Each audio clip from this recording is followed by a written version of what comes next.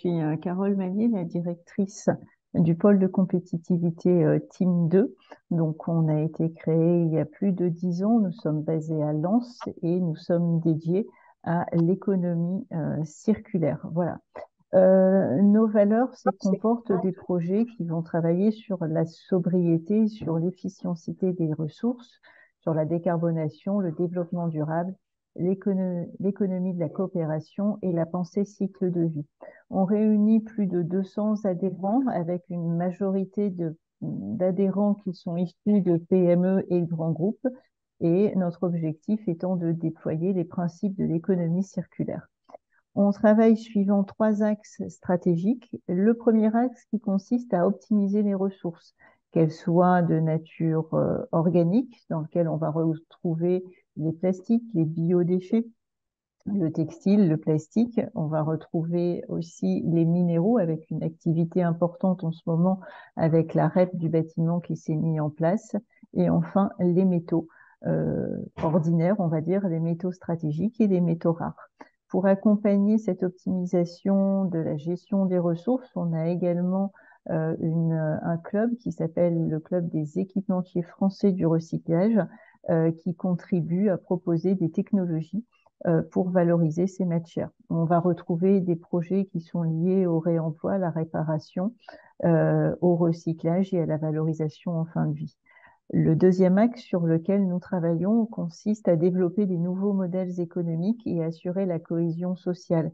On va travailler sur des projets qui vont promouvoir l'usage plutôt que la propriété et essayer de travailler également à diversifier les activités de l'économie sociale et solidaire.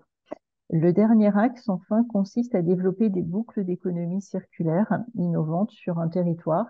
Nous sommes convaincus que pour déployer les principes d'économie circulaire qui permettent aux entreprises d'améliorer leur compétitivité, il faut prouver ça par l'exemple. Et donc, on essaye de développer des projets d'innovation recherche quasiment proches de la commercialisation qui vont mettre en place sur un territoire des démonstrateurs avec toute la chaîne de valeur.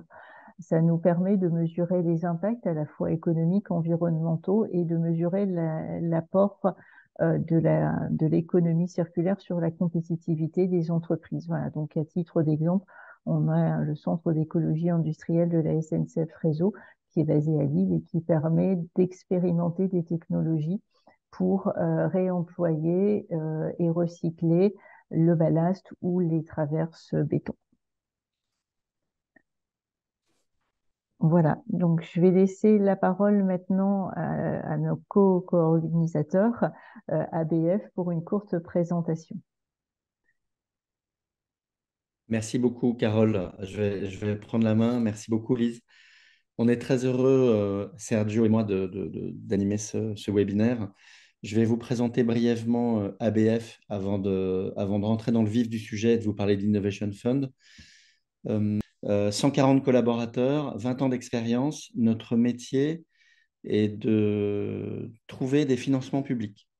Voilà, le cœur de notre métier, c'est d'accompagner des entreprises en très grande majorité, ponctuellement des entités publiques. On a une cellule qui travaille avec les acteurs publics, avec les fondations et les associations, à identifier et mobiliser des financements publics, que ceux-ci soient euh, régionaux, nationaux ou européens. Si aujourd'hui on est autour de la table avec Sergio, c'est que Sergio, c'est un peu le local de l'étape. C'est notre manager de notre entité à Lille. Et moi, j'ai plutôt la casquette d'expert Europe. Ça fait plus de 25 ans que je travaille sur les financements européens. C'est à ce titre-là que je vais animer le webinaire sur l'Innovation Fund. Les grands chiffres ABF, 8 antennes avec un siège qui est à Tours. On a une quinzaine d'associés avec 3 associés fondateurs, Alexandre, Benoît, Frédéric, d'où le ABF. Et la société fait à peu près 20 millions d'euros de chiffre d'affaires.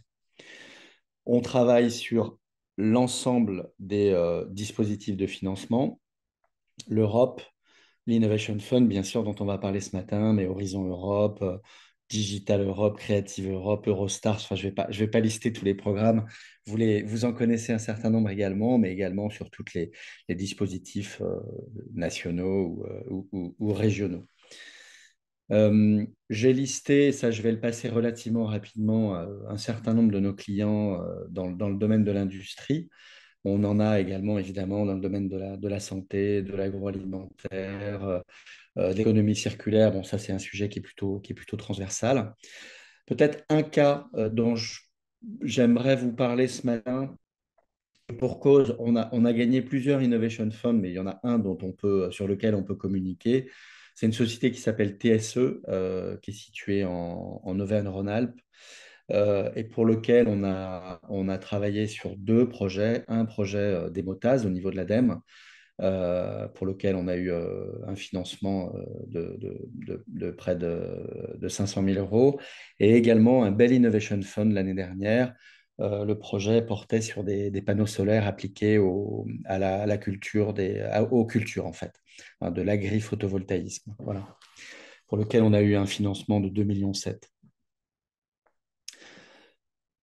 Peut-être pour finir de parler d'ABF, on n'est pas trop en mode on monte un dossier Horizon Europe, on monte un dossier Innovation Fund, on monte un dossier d'Emotase. On a une façon de travailler où on part de l'ensemble des investissements d'une entreprise pour lequel on réalise un audit, puis une stratégie de financement public, une stratégie au regard des différents financements publics que l'entreprise peut obtenir. Et s'il faut monter 4 dossiers, je dis n'importe quoi, un Innovation Fund, un dossier ADEME, un dossier BPI et un EIC Accelerator dans les 2 ans à venir, on le fera. Donc on part toujours du besoin et des différents investissements de l'entreprise au regard des différents dispositifs de financement. Et donc, il y a une optimisation à faire. Et s'il faut monter plusieurs dossiers, on montera plusieurs dossiers pour le bien de l'entreprise.